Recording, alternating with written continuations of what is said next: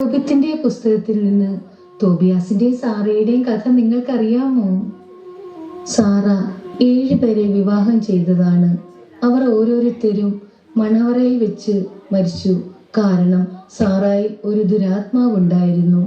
അത് അവളോടൊപ്പം ശയിക്കുന്ന ഏതൊരു പുരുഷനും മരിക്കുവാൻ ഇടയാക്കി.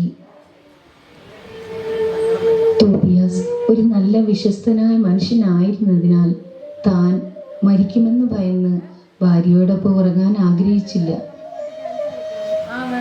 അങ്ങനെ അവൻ എല്ലാ രാത്രിയിലും ഭാര്യ സുഖം പ്രാപിക്കണമെന്ന് ദൈവത്തോട് പ്രാർത്ഥിച്ചു. ഒരു ദൂതൻ വന്നിട്ട് അവനോട് പറഞ്ഞു, പാത്രത്തിലെ കനലിൽ മത്സ്യത്തിന്റെ ചങ്കും കരളും ഇട്ടുപോയിക്കുക. അതിന്റെ മണമേറ്റാലുടൻ ദുരാത്മാവ് ഓടിയകലും, പിന്നീട് ഒരിക്കലും വരികയില്ല. ദൂതൻ പറഞ്ഞതുപോലെ തോബിയാസ് ചെയ്തു. മത്സ്യത്തിന്റെ ചങ്കും കരളും ഇട്ടുപോയിച്ചു. ആ ദുരാത്മാവ് സാറയുടെ ശരീരത്തിൽ നിന്ന് വിട്ടുപോയി.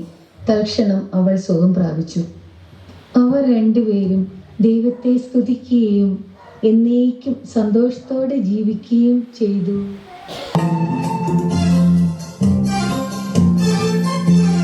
സദ്ഗുണവതിയാം സാരയുമൊപ്പം സൗഭാഗ്യവാനാം തോബിയാസും.